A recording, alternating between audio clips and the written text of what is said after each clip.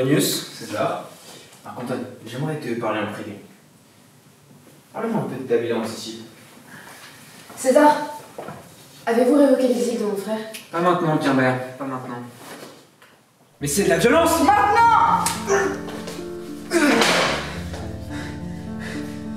Qu'est-ce que vous attendez?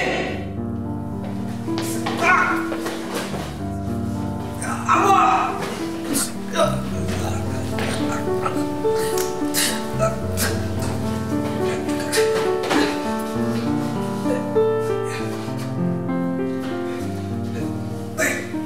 Toi aussi, mon fils.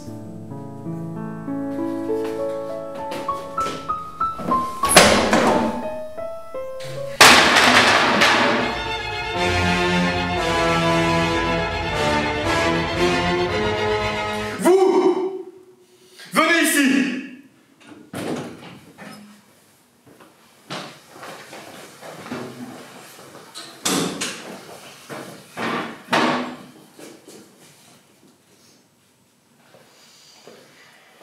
« 30 ans d'enseignement.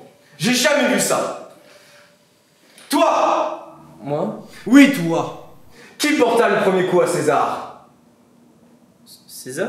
Caius Julius César, consul de Rome, chef de guerre et dictateur à vie. Ah, ce César. Réponds à la question. Bah vous savez, c'est pas si évident, le type a quand même pris 22 coups de couteau. 23. Et c'était des coups de poinçon. 23 coups de poinçon, c'est ça. Bah moi je dis que dans la confusion, on peut pas savoir qui a frappé le premier. Rappelle-moi le rôle de l'histoire. Eh, moi je sais, monsieur, je sais. Ta gueule, t'es mort! Pour la dernière fois, petit ignorant, qui porta le premier coup à César? Caius. Cassius. Longinus.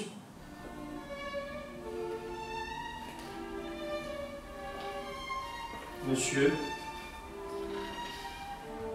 J'ai juste à la question.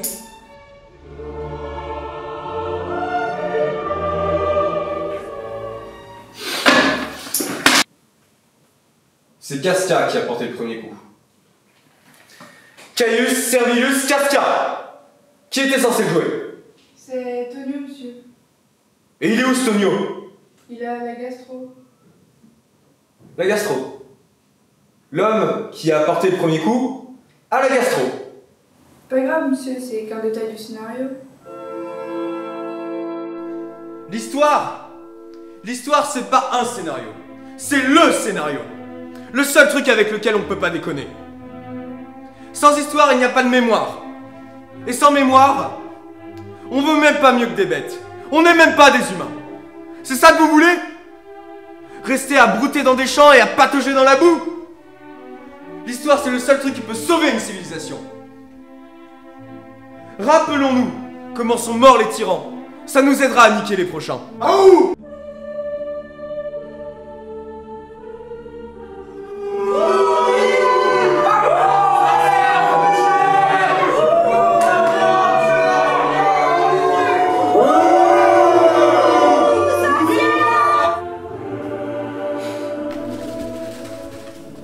Peuple de Rouen, la jouvencelle ici présente a été déclarée coupable aux yeux de la France et de l'Église catholique. Par décret du tribunal normand, Jeanne d'Arc est accusée d'hérésie, d'apostasie, d'errance en la foi et de blasphème envers Dieu. Elle est accusée d'avoir menti et d'avoir refusé de l'admettre. Jeanne d'Arc a prétendu avoir entendu les voix du Seigneur. Que nenni! Elles lui ont été soufflées par le diable. Sa sentence sera donc celle que mérite une sorcière. Le bûcher!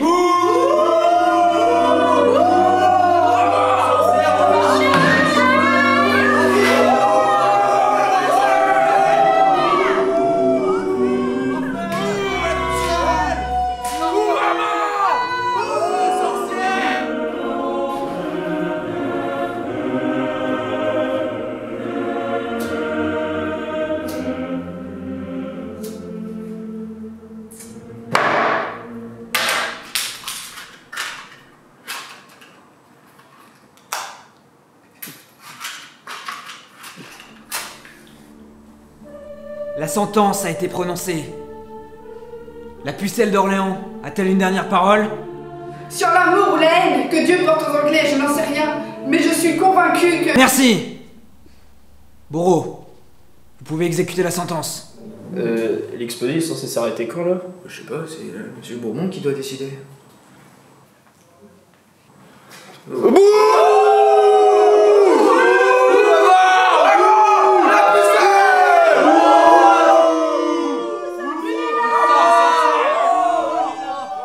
point on en est.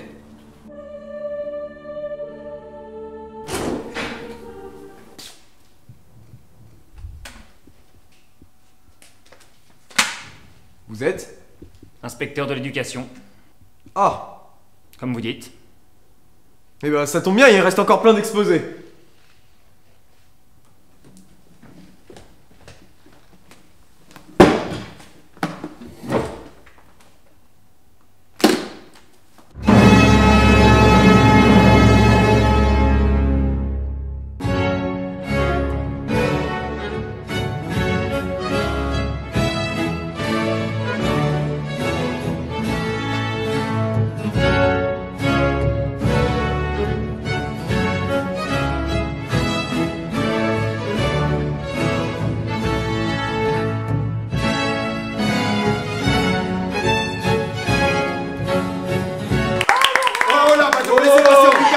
Et de Navarre. Bon, allez. J'en ai assez vu. Qu'est-ce que vous faites?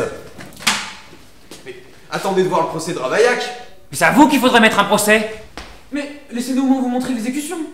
Oh oui, monsieur l'inspecteur, l'écartèlement c'est la meilleure partie. Mais qu'est-ce que vous leur avez mis dans la tête? L'histoire, monsieur l'inspecteur. Seulement l'histoire. Vous êtes arriéré?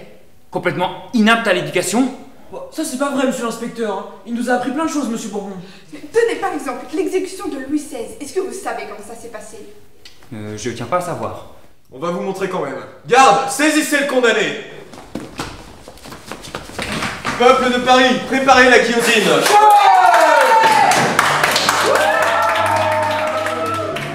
Je meurs innocent de tous les crimes qu'on m'impute.